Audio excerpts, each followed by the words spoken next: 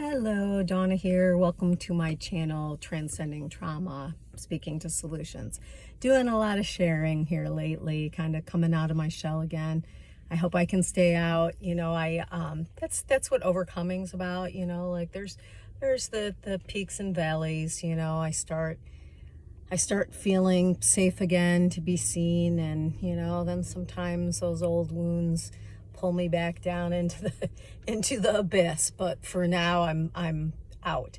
And so I think I have a voice. I think I have a decent voice to share. I've lived through some stuff, and I've done a lot of reading, a lot of research, a lot of experiencing, and I think I have some valid things to share on here. So I'm just gonna validate myself right there.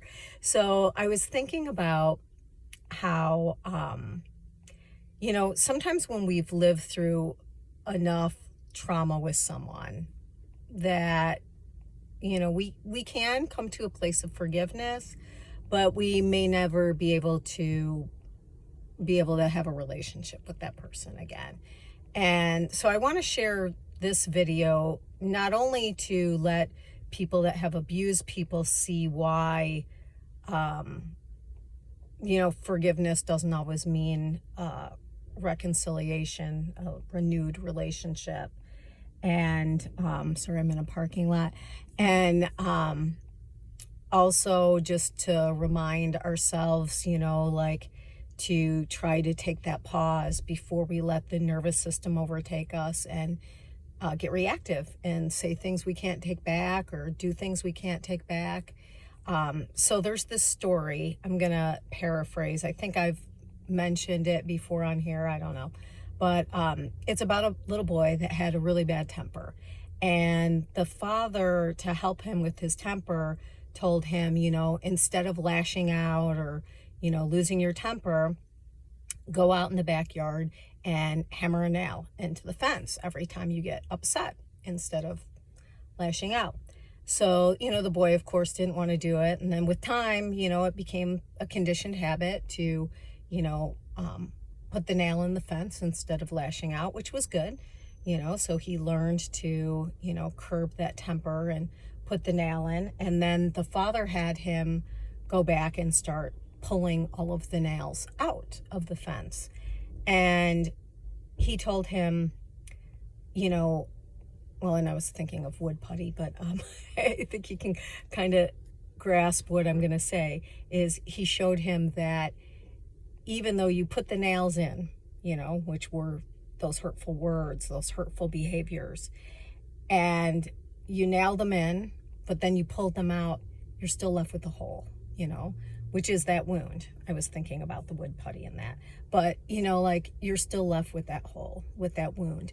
And so I just made another video this morning about showing that emotional wounds, psychological wounds like neglect, betrayal, emotional, verbal abuse can leave a wound.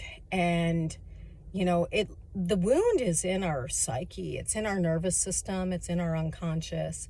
So even if we choose with our conscious mind, with our, ability to reason and logic, to let go of a painful behavior from someone, it's like comparing the physical thing. Like if every time I went next to someone, they punched me in the face, then I would know to not go next to them anymore. And even if they stopped punching me in the face, if they had punched me in the face enough times that, this has registered in my nervous system and in my psyche and in my unconscious, I'm probably always going to be pretty uncomfortable next to that person. Even if I choose not to be, like how body keeps the score, there's going to be trauma inside of me that's going to have a really hard time being next to that person. Well, it's the same thing with emotional wounds. Even if I choose to forgive someone, if they've done enough emotional damage, if they've caused enough holes in me, enough wounds, I may want to consciously, be around them, but unconsciously, I may always feel untrusting of that person, And it's just the way the nervous system is created. You know, I may never be able to trust them again. And that's a sad reality, you know. It's a sad reality, but it's also something good to talk about so that we can think before we cause damage, you know, that may never go away. I can't, it's the word with an R. I can't think of it right now. But, you know, so like think before you talk, think before you react, you know? So, I've heard it with even like betrayal, like infidelity, that I forget how many years they say that even if the spouse forgives, that there is that unconscious, you know, those triggers can come up the day they don't come home from work, the day they said they were going to be home at 5 and it's 8 o'clock and you haven't heard from them. You know, like the nervous system naturally wants to protect. So it will remind us of things that hurt us to protect us, you know, like we don't want to go into denial, you know, and do we want to override our nervous system and tell it to stop protecting us? That's denial and magical thinking.